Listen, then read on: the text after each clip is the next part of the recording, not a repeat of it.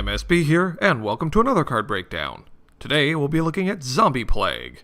Zombie Plague is a blood PvP constant with a 2 cost, 2 blood threshold, and a thriller of an effect. At the start of your turn, when this constant is in play, you add a counter to it. Then, for each counter, a random troop card is revealed from each opponent's deck. Those troops each get a permanent -1 attack and defense. If any of the troops are reduced to 0 defense, the troop is reverted to its original values, and is then transformed into a zombie, which immediately enters play under your control, seeing a new dawn as one of the dead.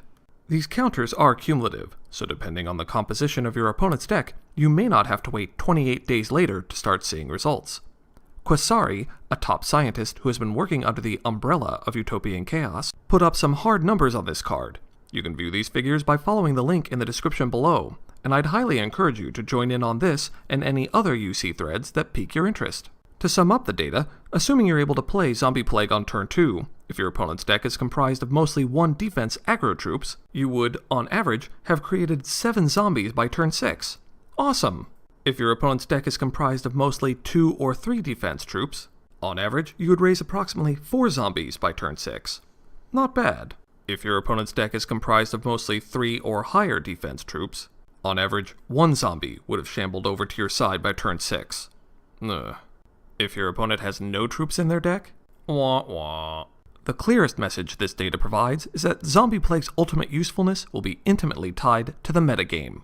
The metagame, or meta, is a concept where outside information, in this case the types of cards which are played most frequently, is used when creating competitive decks or formulating the relative power of cards. Paying attention to the ebb and flow of popular cards and decks ensures your deck choice will have an edge in PvP. So, it's likely Zombie Plague will start out seeing main deck usage in constructed PvP. If the meta overwhelmingly favors quick, low defense aggro decks, Zombie Plague will be a great counter, and you may mulligan nearly any hand that doesn't start with one because of how frighteningly effective it is from turn 2. If the meta shifts to higher defense troops, Zombie Plague will either fall off the competitive playlist completely, or shift to a sideboard card, much like Atrophy, to handle the Resident Evil in your opponent's deck, like the Blood Harbinger or the Warlock Inquisitor, as a successful transform pulls these dangerous 1 defense troop cards out of your opponent's deck. In draft, the Plague has definite bomb potential, as removing or reducing the values of opposing troops is great, especially with the zombie generation. But the drawbacks from constructed are still present. First, the double blood threshold can make getting this out early enough potentially difficult. Second, the Plague needs to be drawn early, or risk being a dead draw late game, and with only 1 copy in your deck, you may end up being dependent on mulligans.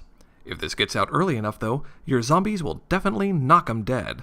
Looking at PvE, the gloves welcome all your troops to the zombie disco, granting them a matching troop type. While no cards currently modify zombie troops, this effect does synergize amazingly well with the boots, which adds an additional plague counter to the constant whenever any zombie enters play under your control. With all the plague counters you'll generate between these 2 pieces, the game will quickly degenerate into a veritable zombie land. Thank you for watching. If you agree or disagree, I'd love to read your comments below or at Utopian Chaos. If you like the video, please take the time to subscribe. Hope to see you in Hex for some good games and good times.